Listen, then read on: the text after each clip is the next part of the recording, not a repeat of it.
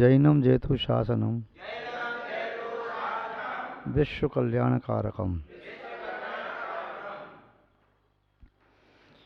धर्म स्नेही सत श्रद्धालु यहाँ पर उपस्थित आप सभी भव्य वर पुंडरीक पुण्यात्मा महानुभाव,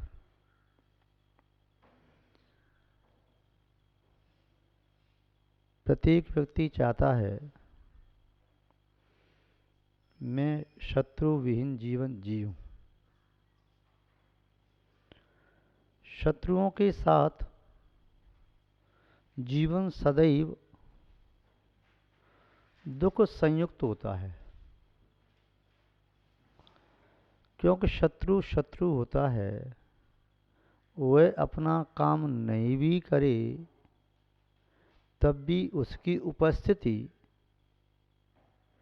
अपने शत्रु के मन में भय, दुख एवं नाना प्रकार के विकल्पों को जन्म देने में समर्थ होता है। प्रत्येक व्यक्ति चाहता ये है कि मेरे सब जगह मित्र ही मित्र हों। जहाँ भी पहुँचे व्यक्ति उससे कहे कि मैं तुम्हारा मित्र हूँ, अपने प्राणों को दांव पर लगा करके तुम्हारे प्राणों की रक्षा करूँगा। मैं तुम्हारे लिए तन से, मन से, धन से, सब तरह से समर्पित हूँ। इस प्रकार का शब्द उसके कानों में आता है तो उसे बड़े आनंद की अनुभूति होती है। चाहे भले ही वे मित्र उसका साथ दें या न दें, चाहे भले ही उसे उन मित्रों की आवश्यकता पड़े या न पड़े, किंतु जब वे मित्र मैत्री की भाषा बोलते हैं और उसे विश्वास दिलाते हैं कि हम सब तुम्हारे साथ हैं, तुम चिंता न करो। मित्रों का सद्भाव और मैत्री की भाषा व्यक्ति के अंतरंग में सुषुप्त और गुप्त पड़ी हुई सकारात्मक ऊर्जा को संचालित करने में, उत्पन्न करने में, वृद्धि करने में समर्थ होते हैं। शत्रु इसके विपरीत व्यक्ति के मन में दबे हुए दुख को, व्यक्ति की संक्लिष्टता को, व्यक्ति की प्रतिकूलता को जागृत करते हैं तथा उसकी आंतरिक शक्ति का ह्रास करते हैं। जीवन में शत्रुओं की वृद्धि कमजोर व्यक्तियों को मारने के लिए पर्याप्त है। चाहे वे शत्रु वार करें या न करें, बस उसे इतना एहसास हो जाए कि शत्रु तेरे चारों तरफ हैं, कहीं भी तूने कदम बढ़ाया तो तेरी मौत तेरे सर पर नाच रही है। शत्रु चारों ओर हैं, तेरी संपत्ति तेरी आंखों के सामने सब लुट जाएगी। शत्रु तेरे घर में आग लगा सकते हैं, तेरे सामने देखते देखते तुझे वे रहमी से मार सकते हैं। भले ही वैसा वे न करें तब भी उनका भय उस व्यक्ति को अंतरंग से हिला देता है और मित्रों का सद्भाव मित्रता की जड़ों को गहरा कर देता है, इतना साहस भर देता है कि अनेक प्रकार की प्रतिकूलताओं से टकराने की सामर्थ्य उसमें पैदा हो जाती है। तो संसार के अधिकांश प्राणी तो बाहर के शत्रुओं को निर्मूलन करने में लगे हैं। ये मेरे प्रतिकूल है, ये मेरी अनिष्ट बोलता है, जब देखो ये मेरी खिलाफत करता, ये मेरा विरोधी है, ये तो मेरा कभी होगा ही नहीं। अधिकांश लोगों का चिंतन यही चलता रहता है कौन कौन मेरा विरोधी है। लिस्ट प्रतिदिन शाम को सोने के पहले बना लेते हैं, वह भी मेरा शत्रु, यह भी मेरा शत्रु, यह भी मेरा शत्रु। और वे व्यक्ति अपनी शक्ति का दुरुपयोग कर रहे हैं ऐसा हम मानते हैं। वे मानते होंगे कि शत्रुओं की लिस्ट बना करके हम सावधान हो जाएंगे, किंतु शत्रुओं का नामोल्लेख करके, शत्रुओं का नामोच्चारण करके तो शत्रुता की वर्गणाएं पैदा होती हैं और शक्ति का ह्रास होता है। काश वे रात्रि को सोने के पहले अपने मित्रों का ख्याल कर लें कि मेरे पास इतने मित्र हैं और मैं उसको भी मित्र बना सकता हूँ, वह भी मित्र बन सकता है, तो संभव है उसके जीवन में सकारात्मक ऊर्जा गुणोत्तर रूप से वृद्धि को प्राप्त हो सकती है।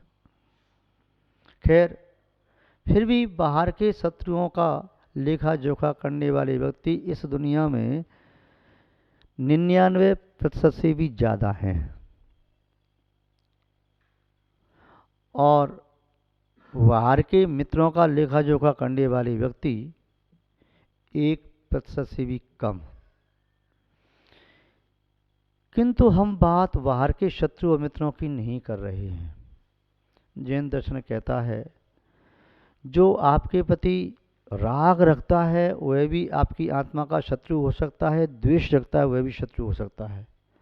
जो आपकी आत्मा के प्रति द्वेष रखे वह भी मित्र हो सकता है, राग करे वह भी मित्र हो सकता है। क्योंकि जिन शासन के अनुसार शत्रुता मित्रता बाहर वालों पर निर्भर नहीं है, अपने आत्मीय परिणामों पर निर्भर है।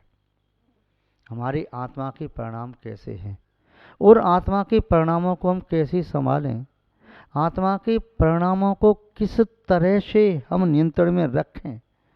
शरीर पर नियंत्रण करना कथनचित सरल है, वचनों पर नियंत्रण करना सरल है। मौन लेकर के बैठा जा सकता है, अंतरंग के जल्प चलते रहें, बहिरंग के जल्पों को रोका जा सकता है। मन के विचारों पर भी नियंत्रण करने के लिए कोई नया टॉपिक मन को दे दो तो मन उसमें उलझ जाएगा, तो उन विचारों से मुक्ति पाई जा सकती है। किंतु आत्मीय भावों पर नियंत्रण करना यह सहज साध्य नहीं है। संसारी प्राणी के लिए, भोगी के लिए तो असंभव जैसा प्रतीत होता है। महान भाव, फिर भी यहाँ पर हम चर्चा करते हैं आत्म विजय के लिए। हम अपने अंतरंग शत्रुओं पर विजय कैसे प्राप्त करें, उनके 4-5 साधन हैं, 4-5 सूत्र हैं। संभव है वे सूत्र आपके काम भी आ सकें, तो आज थोड़ी सी चर्चा कर लेते हैं उन 5 सूत्र के संबंध में जो आत्म विजय के मुख्य हेतु हैं, जिनके बिना आत्म विजय न आज न कल और न कभी भी संभव नहीं है। उन आत्म सूत्रों के माध्यम से ही, उन सूत्रों के 5 सूत्रों के माध्यम से ही आत्मविजय जिन्होंने प्राप्त की थी, आज कर रहे हैं, आगे भी करेंगे। वे 5 सूत्र वैसे ही जानना आवश्यक है जिस प्रकार आवश्यक है जीने के लिए प्राणवायु, जीने के लिए आवश्यक है जलपान, जीने के लिए आवश्यक है स्वास्थ्य, और जीने के लिए आवश्यक है मन को रंजायमान करने के लिए अनुकूल रागानुवृत्ति करने वाला कोई मित्र या वस्तु। इनके बिना जीवन चलता नहीं। तो आत्मविजय के लिए पहला सूत्र इस पर हम चर्चा करते हैं, वह है विवेक। जिस व्यक्ति का विवेक जागृत है उसे कोई पराजित कर नहीं सकता। विवेक एक ऐसी शक्ति है जिसके माध्यम से, जिस दूरबीन के माध्यम से जाना जा सकता है शत्रु कौन मित्र कौन। बिना विवेक के कई बार शत्रुओं को सम्मानित किया जाता है, मित्रों को निकाल दिया जाता है। विवेक के बिना व्यक्ति अपने हितकारी को दंड देता है, अहितकारी का सम्मान कर जाता है। जब इतनी बुद्धि नहीं है, विवेक नहीं है, कौन मेरे लिए हितकर है कौन अहितकर है, तो व्यक्ति के साथ ऐसा होना कोई बड़ी बात नहीं है, संभव है। विवेक का आशय है हंस बुद्धि। आत्मा की बुद्धि हंस जैसी होना चाहिए। आत्मा को हंस भी कहा जाता है। हंस का स्वभाव होता है नीर क्षीर विवेकी, नीर को छोड़ करके क्षीर को ग्रहण करे। अथवा हंस के बारे में कहावत है कि हंसा मोती चुगे या भूखा मर जाए। या तो मोतियों को चुगेगा, नहीं तो भूखे ही प्राण छोड़ देगा। हंस स्वरूपी आत्मा जब विवेक से युक्त होती है तब अपने हित के लिए ही प्रवृत्ति करती है, अहित को स्वीकार नहीं करती। किंतु जब आत्मा अपने स्वभाव से च्युत होती है तो ये हंस स्वरूपी आत्मा कंस जैसी बन जाती है।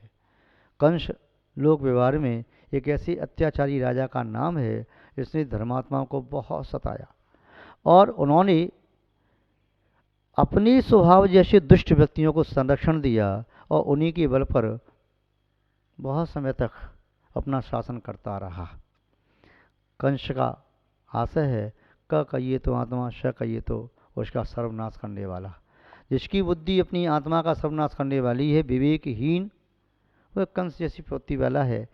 विवेकी व्यक्ति भी क्रिया वही कर रहा है, अविवेकी भी वही कर रहा है, फिर भी विवेकी व्यक्ति सुफल प्राप्त करता है और अविवेकी व्यक्ति कुफल। उदाहरण के रूप में देखें, एक विवेकी व्यक्ति आम खाता है, अविवेकी व्यक्ति आम खाता है। विवेकी व्यक्ति आम खा रहा है, पकने पर खा रहा है, और जब मीठा रस उसके मुख में आता है, चेहरे पर अपने आप चमक आ जाती है, आंखों में चमक आ जाती है, रोम रोम प्रकट हो जाता है, वाह क्या आम का स्वाद है। अविवेकी व्यक्ति भी आम खा रहा है, जल्दबाजी कर रहा है, आम के पकने के पहले तोड़ लिया और खाता है, पूरा मुंह खट्टा हो जाता है, मुंह टेढ़ा मेढ़ा मुंह करता है, कहाँ से खट्टा आम आ गया। विवेकी व्यक्ति उसी क्रिया को करते हुए पुण्य का आशा कर सकता है। विवेकी व्यक्ति ने बुद्धिपूर्वक वस्तु का त्याग किया और उसने त्याग करके उसके प्रति उपेक्षा भाव किया, पुण्य का आशा कर लिया। अविवेकी व्यक्ति को वस्तु नहीं भी मिली तो उसने उसकी आसक्ति रही, लालसा रही, तो उस आसक्ति और लालसा से वह पाप का आशा करता रहा। एक व्यक्ति को भोजन नहीं मिला, मिलने की संभावना भी नहीं, इसलिए उसने त्याग कर दिया, आज मेरा भोजन का त्याग। दूसरे व्यक्ति को भोजन नहीं मिलना है, मालूम है, किंतु वह त्याग नहीं करेगा, कहेगा किसी का छीन के खाऊंगा, मार के खाऊंगा, लूट के लाऊंगा, कहीं से लाऊंगा, मिला फिर भी नहीं, किंतु दिन भर पाप करता रहा। जिसने त्याग किया सोच रहा था आज मैं साधु जैसी प्रवृत्ति कर रहा हूँ, क्या मेरा सौभाग्य, आज मुझे उपवास करने का अवसर प्राप्त होगा। विवेक वह चीज़ है जिसके बारे में चाणक्य ने लिखा है, मेरे पास मेरी विवेक बुद्धि हमेशा ठीक रहे तो एक अखंड भारत की स्थापना क्या, भारत जैसे 10 देशों को मिलाकर के मैं एक अखंड राज्य की स्थापना कर सकता हूँ। और मेरी विवेक बुद्धि यदि भ्रष्ट हो गई तो मैं अपने शरीर से भी समुचित कार्य नहीं कर सकता, यह शरीर भी मेरे लिए अपना शत्रु बन सकता है। तो विवेक वह चीज़ है जिसके माध्यम से व्यक्ति हित और अहित की प्रवृत्ति कर सकता है, जान सकता है।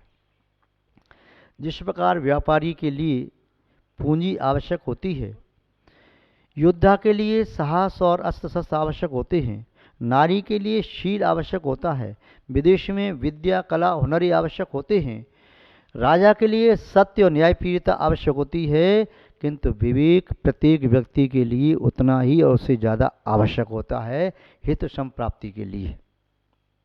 महानुभाव, इसलिए जीवन में यदि नेक बनना है तो विवेक को कायम रखना है। विवेकी नेक होता है, जिसके पास विवेक नहीं समझो शायद वह नेक नहीं, और जो नेक नहीं है वह अनेक को एक नहीं कर सकता। दूसरा सूत्र है आत्मविजय का, वह है विनय। विनय का अर्थ होता है विशिष्टम विशिष्ट स्थानम विशेष गुणान समीपे ये नयति सा विनय। विशेष स्थान पर विशेष गुणों की प्राप्ति के लिए, विशेषताओं के लिए, या विशेष नम्रीभूत करने के लिए जो शक्ति उत्पन्न होती है उसे विनय कहते हैं। जैसे वृक्ष तब तक नहीं झुकते जब तक उन पर फल नहीं लगते, वह कितने भी लंबे हो जाएं, कितने भी लंबे होते चले जाएं, पत्र आते जाएं, तब भी वह वृक्ष झुकता नहीं है, पत्र भले ही झुक जाएं। पुष्प आ जाएं, पुष्प यूँ खिलते रहते हैं, झुकते नहीं हैं। तब तक वह व्यक्ति जब तक फल नहीं लगते हैं तब तक वह भी संभव है औद्धत्यपने से युक्त हो सकता है, उद्दंडी हो सकता है, कदाचारी भी हो सकता है, अपनी शक्ति साहस बल का दुरुपयोग करने वाला हो सकता है, किंतु जैसे उस पर फल आना प्रारंभ होता है वह नम्र होता चला जाता है। ऐसा कोई वृक्ष संसार में खोज पाना मुश्किल है जो वृक्ष फलों से लदा हुआ हो और अकड़ करके ठूंठ की तरह से खड़ा हो, ये संभव नहीं है। वृक्ष लगेंगे तो वृक्ष फल लगेंगे तो वृक्ष को झुकना ही पड़ेगा, वह स्वतः ही झुक जाएगा। तो विनय एक ऐसा गुण है जिसके माध्यम से व्यक्ति के पास गुण ग्रहण की सामर्थ्य प्राप्त होती है, और ये सिद्ध होता है कि व्यक्ति वे गुणों को ग्रहण कर रहा है, गुणों का प्रादुर्भाव उसके अंदर हो रहा है। विनम्र व्यक्ति कहीं से भी शिक्षा प्राप्त कर सकता है। विनम्र व्यक्ति जमीन पर पड़े उस रत्न को ग्रहण कर सकता है, झुकने की कला जिसके पास है। झुका हुआ व्यक्ति गुरुजनों से शिक्षा प्राप्त कर सकता है। रामचंद्र जब युद्ध क्षेत्र में थे, रावण की मृत्यु होने वाली थी, वैदिक परंपरा कहती है कि लक्ष्मण को शिक्षा के लिए भेजा, तो लक्ष्मण सिर के पास जाके खड़े हो गए, आकर के कहते हैं भाई वह तो घमंडी अहंकारी शिक्षा उसने दी नहीं। कहाँ खड़े थे? सिर के पास। जब कोई गुण ग्रहण करना होता है, शिक्षा ग्रहण करनी होती है, चरणों में खड़ा होना पड़ता है। चरणों में खड़े होकर शिक्षा मिलती है, सिर पर बैठ करके नहीं। जिस शिष्य के शीश पर गुरु का हाथ है और जिस शिष्य का शीश गुरु के चरणों में है, उस शिष्य को संसार सागर में कोई डुबा नहीं सकता। यदि ब्रह्मा भी चाहे तो नहीं डुबा सा पाएगा। शीश गुरु के चरणों में और आशीष गुरु का शिष्य के शीश पर हो तो संसार सागर से पार हुआ ही मानो। महानुभाव अगला सूत्र है विनती।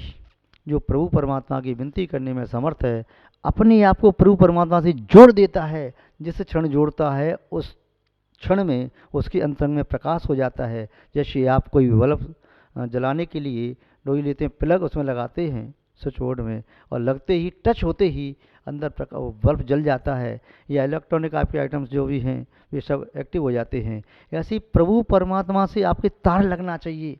ऐसा जरूरी नहीं है कि दिन में 100 200 500 माला फेर ली, माला भी फिरते जा रहे हैं, दिन कहीं मन कहीं और जा रहा है, ऐसे नहीं।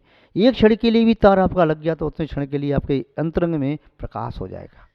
तो विनती का आशय है कि प्रभु परमात्मा के साथ एकाकार हो जाना, एकीकृत हो जाना, एक ही भाव हो जाना। इसके साथ होता है विरक्ति। फिर जब ऐसा होता है तो संसार शरीर भोगों से विरक्त हो जाता है। विरक्ति का आशय है राग द्वेष की चिकनाई, संगता, रुक्षता को दूर कर दिया, अब कर्मों की रज जमेगी नहीं। ये राग द्वेष सैनिक हैं जो हमारी जेल में कभी शत्रु को पकड़ के लाते हैं, कभी मित्रों को भी डाल देते हैं, किंतु जब हम दोनों से विरक्त हो जाएंगे तो न शत्रु से सरोकार न मित्र से सरोकार। विरक्त का आशय है हम राष्ट्रपति बन गए, हम आत्मपति बन गए, जिसने सभी शत्रु मित्रों को मुक्त कर दिया। और जब हम विरक्त भाव से जीते हैं तब बढ़ती है आत्मा में विशुद्धि। जब विशुद्धि बढ़ती है इसका आशय मलिनता की हानि हो गई, संकलिष्टता की हानि हो गई, पाप रज की हानि हो गई। जैसे व्यक्ति नहा धोकर के शुद्ध हो जाता है, ऐसी आत्मा जब स्नापित होती है तब आत्मा शुद्ध हो जाती है। विरक्ति के बाद ही संयम, संयम के जल से स्नापित होती है, रत्नत्रय के जल से स्नापित होती है, और बीच बीच में तप का सावन लगाती जाती है। और फिर ध्यान के शुक्ल ध्यान, शुभ ध्यान के वस्त्र से प्रक्षालन करके यूँ कहिए शुक्ल ध्यान से अपने संस्कारित करती है, और फिर आत्मा परम शुद्ध हो जाती है।